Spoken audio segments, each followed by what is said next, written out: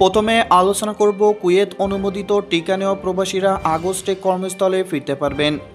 কুয়েতে বৈধ ইকামাধারী প্রবাসীরা আগামী 1 আগস্ট থেকে দেশটিতে প্রবেশ করতে পারবেন। তবে কুয়েত সরকার অনুমোদিত ফাইজার, অক্সফোর্ড, জনসন ও মাডার্না 2 ডোজ টিকা নেওয়া প্রবাসীদের দেশটিতে প্রবেশাধিকার দেওয়া হবে। বৃহস্পতিবার দেশটির মন্ত্রিপরিষদের জরুরি এক বৈঠকে এই প্রস্তাব করা হয়।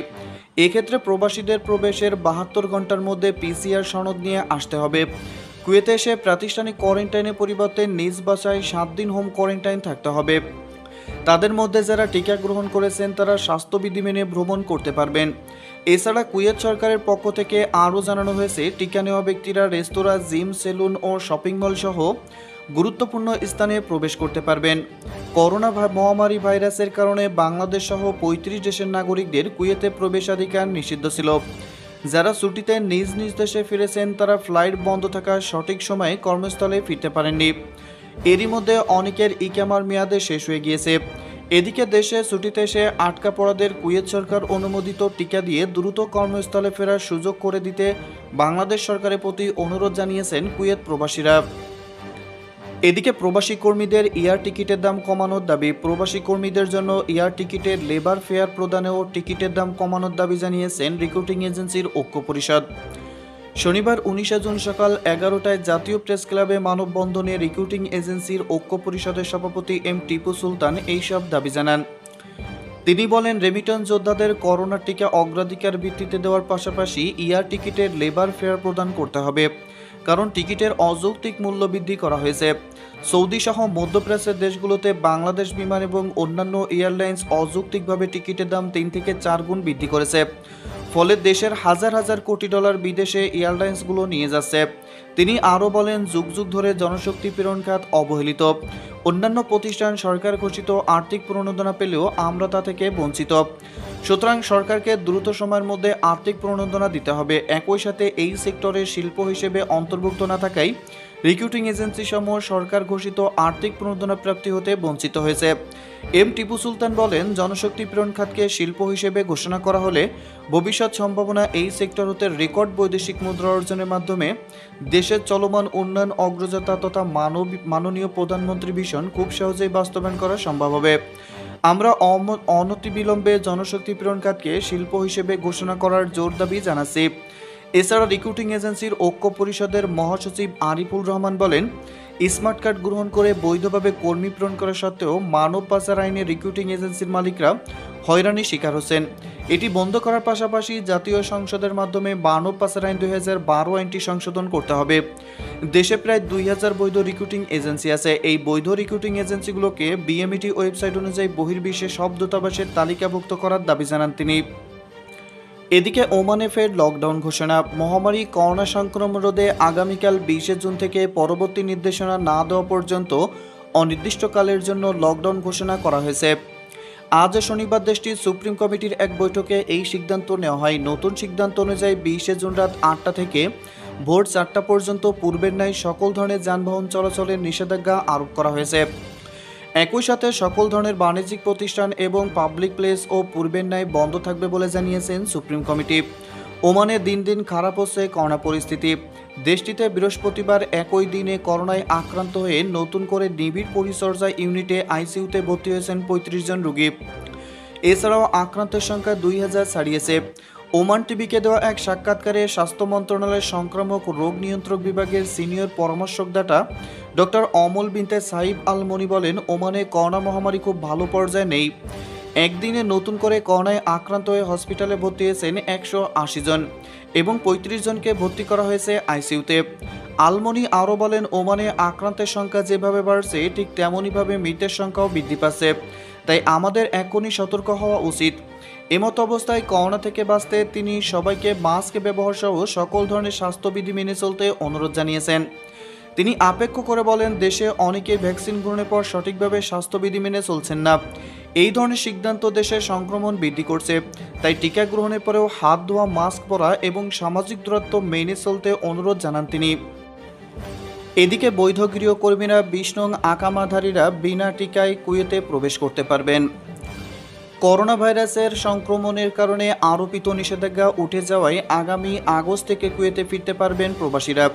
কুয়েতের মন্ত্রিপরিষদের বরাত দিয়ে স্থানীয় গণমাধ্যমগুলো এই খবর জানিয়েছে। খবরে বলা হয়, কুয়েত সরকার অনুমোদিত ফাইজার, অক্সফোর্ড, জনসন ও মাডানা 2 ডোজ টিকা নেওয়া বৈধ আকামাধারী প্রবাসীরা আগামী 1 আগস্ট থেকে দেশটিতে প্রবেশাধিকার দেওয়া হয়েছে। প্রবাসীদের প্রবেশের 72 ঘন্টার মধ্যে পিসিআর সনদ নিয়ে আসতে হবে। কুয়েতে এসে প্রাতিষ্ঠানিক কোয়ারেন্টাইনের পরিবর্তে নিজ বাসায় 7 দিন হোম কোয়ারেন্টাইন থাকতে হবে। প্রবাসীদের মধ্যে যারা টিকা গ্রহণ করেছেন তারা স্বাস্থ্যবিধি মেনে ভ্রমণ করতে পারবেন। গৃহকর্মী 20 নং আকামাধারীরা টিকা ছাড়াই কুয়েতে প্রবেশ করতে পারবেন। তবে কুয়েতে প্রবেশের 72 ঘন্টার মধ্যে পিসিআর সনদ নিয়ে আসতে হবে। কুয়েতে 14 দিনের জন্য প্রাতিষ্ঠানিক কোয়ারেন্টাইন থাকতে হবে। করোনা নেগেটিভ রিপোর্ট না আসা পর্যন্ত প্রবাসী ও গৃহকর্মী উভয়কেই কোয়ারেন্টাইন থাকতে হবে। করোনা ভাইরাস মহামারীর কারণে বাংলাদেশ সহ 35 দেশের নাগরিকদের কুয়েতে প্রবেশাধিকার নিষেধাজ্ঞা ছিল। যারা ছুটিতে নিজ নিজ দেশে ফিরেছিলেন তারা ফ্লাইট বন্ধ থাকায় সঠিক সময় কর্মস্থলে ফিরতে পারেননি। ইতোমধ্যে অনেকেই আকামা শেষ হয়ে গেছে। পরে অনেক প্রবাসী কুয়েতে প্রবেশের নিষেধাজ্ঞা ছিল না এমন তৃতীয় দেশ ঘুরে কুয়েতে ফিরেছেন। পরে করোনা সংক্রমণ বেড়ে যাওয়ায় তৃতীয় দেশ হয়ে কুয়েতে প্রবেশাধিকারও নিষিদ্ধ ছিল। তাই কুয়েতের গৃহকর্মীরা 20 নং আকামাধারীরা টিকা ছাড়াই কুয়েতে প্রবেশ করতে পারবেন 1 আগস্ট থেকে। এদিকে প্রবাসীদের করোনা টিকা দেওয়া নিয়ে ধুব্রজাল। মহামারী করোনা ভাইরাসের টিকা না থাকায় প্রবাসী কর্মীদের বিদেশে গিয়ে কোয়ারেন্টাইনের জন্য বাড়তি টাকা গুনতে হচ্ছে। এর প্রভাবে বিদেশে কর্মী পাঠানো কমে যাচ্ছে। তাই অগ্রাধিকার ভিত্তিতে বিদেশগামী কর্মীদের টিকার ব্যবস্থা করেছে সরকার।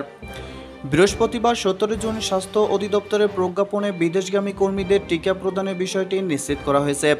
প্রজ্ঞাপনে বলা হয়, চীন সরকারের উপহারের 11 লাখ টিকা দেওয়া শুরু হবে আজ 19 জুন। দেশের সব সরকারি মেডিকেল কলেজ হাসপাতাল, সরকারি জেনারেল হসপিটাল, জেলা সদর হসপিটাল বা 250 শয্যা বিশিষ্ট হসপিটালে কেন্দ্রে টিকা দেওয়া হবে। টিকা প্রদানের জন্য 10 ক্যাটাগরি নাগরিকদের কথা উল্লেখ করা হয়েছে প্রজ্ঞাপনে। এতে 3 নং বিদেশগামী কর্মীদের কথা উল্লেখ করা হয়েছে। বিদেশগামী কর্মীরা জনশক্তি কর্মসংস্থান ও প্রশিক্ষণ ব্যুরোর বিএমইটি নিবন্ধন সনদ নিয়ে টিকা নিবন্ধনের সুযোগ পাবেন। প্রবাসী কল্যাণ ও বৈদেশিক কর্মসংস্থান মন্ত্রণালয় বলছে, বিদেশগামী কর্মীদের সহজে টিকা প্রদানের চেষ্টা করা হচ্ছে। তাই প্রবাসী কল্যাণ মন্ত্রী উদ্যোগী হয়ে স্বাস্থ্য মন্ত্রণালয়ের সঙ্গে আলোচনা করেছেন। এর ফলে অগ্রাধিকারের সুবিধা পাচ্ছেন বিদেশগামী কর্মীরা। এই বিষয়ে প্রবাসী কল্যাণ ও বৈদেশিক কর্মসংস্থান সচিব আহমেদ মনিরুস সলেহীন বলেন, সরকারি প্ল্যাটফর্ম সুরক্ষা থেকে টিকা নিবন্ধনের সুযোগ পাবেন বিদেশগামী কর্মীরা। কম সময়ে এবং সহজে অভিবাসী কর্মীদের টিকা প্রদানের প্রক্রিয়া চলমান থাকবে। এদিকে অগ্রাধিকার ভিত্তিতে বিদেশগামী কর্মীদের করোনা টিকা নেওয়া নিয়ে ধুব্রজালের সৃষ্টি হয়েছে। মূলত চীনের সিনোফার্মের টিকা মধ্যপ্রাচ্যের অধিকাংশ দেশেই অনুমোদিত নয়। যেমন দেশের বড় শ্রমবাজার সৌদি আরব এখনও সিনোফার্মের টিকার অনুমোদন দেয়নি। একই সঙ্গে ওমান, কাতার ও কুয়েতেও এই টিকার অনুমোদন এখনও দেয়নি। বাংলাদেশের শ্রমবাজারের মধ্যে Bahrain, Iran, Iraq, Jordan, Lebanon, মালদ্বীপে সিনোফার্মের টিকার অনুমোদন পেয়েছে। সংযুক্ত আরব আমিরাতে সিনোফার্মের টিকারও অনুমোদন দিয়েছে। অভিবাসন বিশেষজ্ঞরা বলছেন, সরকার যদি প্রবাসীদের উপকার করতেই চায় তাহলে সহজ সমাধান হচ্ছে জনসনের টিকা দেওয়া। প্রথম ডোজ, দ্বিতীয় ডোজের কোনো ঝামেলা নেই। জনসনের টিকা প্রতি ডোজ প্রায় $10 মানে 850 টাকা। সৌদি প্রবাসী একজনের 25,000 টাকা ভর্তুকির বিপরীতে সরকার 30 জনকে এই টিকা দিতে পারবে। কারণ হিসেবে উল্লেখ করা হয়েছে, অধিকাংশ প্রবাসী ভিসার মেয়াদ শেষের দিকে। এই মতো অবস্থায় 2 ডোজ টিকা নেওয়ার মতো সেই সময় অনেক প্রবাসী ক্ষেত্রে সম্ভব হবে না। সুতরাং এই মতো অবস্থায় একমাত্র জনসনের টিকাই প্রবাসীদের জন্য সহজ সমাধান হিসেবে মনে করছেন বিশেষজ্ঞরা। একই সাথে বিএমইটি কার্ডধারীদের পাশাপাশি যাদের কার্ড নেই কিন্তু বৈধ ভিসা রয়েছে তাদেরও টিকা দেওয়ার দাবি জানিয়েছেন তারা। এদিকে কাতারে করোনা বিধি শিথিলের প্রথম দিনে বাড়ল আক্রান্ত। কাতারে করোনার নিষেধাজ্ঞা শিথিলের দ্বিতীয় ধাপ শুরু হয়েছে শুক্রবার থেকে। আর প্রথম দিনই আক্রান্তের সংখ্যা বাড়ল। গত 24 ঘন্টায় কাতারে নতুন করে আক্রান্ত হয়েছেন 184 জন। শুক্রবার কাতার স্বাস্থ্য কর্তৃপক্ষ জানায়, নতুন করে গত 24 ঘন্টায় করোনায় আক্রান্তদের মধ্যে একজনের মৃত্যু হয়েছে। এখন পর্যন্ত কাতারে করোনায় মৃত্যুবরণ ব্যক্তির সংখ্যা 582 জন। বর্তমানে কাতারে মোট আক্রান্ত ব্যক্তির সংখ্যা 2026 জন। করোনায় নতুন সংক্রমণ ঠেকাতে ব্যাপক হারে চলছে টিকা কার্যক্রম। গত 24 ঘন্টায় 12,013 জনকে করোনা টিকা দেওয়া হয়েছে। এই নিয়ে এখন পর্যন্ত কাতার স্বাস্থ্য কর্তৃপক্ষ মোট 28,68,162 ডোজ টিকা বিতরণ করেছে। কাতারে গত 24 ঘন্টায় 20,901 জনের করোনা টেস্ট করা হয়েছে। এই নিয়ে এখন পর্যন্ত কাতার স্বাস্থ্য কর্তৃপক্ষ মোট 21,05,547 জনের স্বাস্থ্য নমুনা পরীক্ষা করেছে। অন্যদিকে গত 24 ঘন্টায় সুস্থ হয়ে উঠেছেন 143 জন। ফলে কাতারে এখন পর্যন্ত করোনায় আক্রান্ত হওয়ার পর মোট সুস্থ ব্যক্তির সংখ্যা 21,07,901 জনে পৌঁছালো। কাতারে করোনাজনিত কারণে বিভিন্ন হসপিটালে চিকিৎসাধীন আছেন 130 জন, এদের মধ্যে আইসিইউতে রয়েছেন 76 জন। এদিকে প্রবাসীদের কাজে ফেরাতে ফ্লাইট চালু করছে কুয়েত সরকার। করোনা ভাইরাস পরিস্থিতিতে ছুটিতে দেশে ফিরে আটকে পড়া প্রবাসীদের কাজে ফেরাতে কুয়েতের বিমান পরিষেবা চালু হচ্ছে আগামী 1 আগস্ট থেকে। তবে যারা দেশটির সরকার অনুমোদিত ভ্যাকসিন অক্সফোর্ড, ফাইজার, অ্যাস্ট্রাজেনেকার, মাডানা ও জনসন গ্রহণ করেছেন কেবলমাত্র তারাই কুয়েতে প্রবেশ করতে পারবেন। আরব টাইম সূত্রে জানা যায়, বৈধ রেসিডেন্সি আকামা নিয়ে আগত প্রবাসীদের কুয়েত পৌঁছানোর 72 ঘন্টারও কম সময় পূর্বে পিসিআর সনদ নিয়ে আসতে হবে এবং কুয়েতে আসার পর 7 দিন হোম কোয়ারেন্টাইন থাকতে হবে। দেশটিতে যারা ভ্যাকসিন পেয়েছে তারা বিদেশ ভ্রমণ করতে পারবে। বৃহস্পতিবার এক জরুরি বৈঠকে এমন সিদ্ধান্ত নিয়েছে দেশটির মন্ত্রিপরিষদ বিভাগ। এদিকে ছুটিতে এসে দেশে আটকে পড়া কুয়েত প্রবাসীরা সরকারের কাছে দাবি জানিয়েছেন তাদের জন্য ইউনিয়ন ভিত্তিক ভাগ করে আইডি কার্ড না থাকলেও পাসপোর্ট অনুযায়ী ভ্যাকসিন দেওয়ার, যাতে কুয়েটের ফ্লাইট চালু হওয়া মাত্রই তারা কুয়েতে ফিরে যেতে পারেন।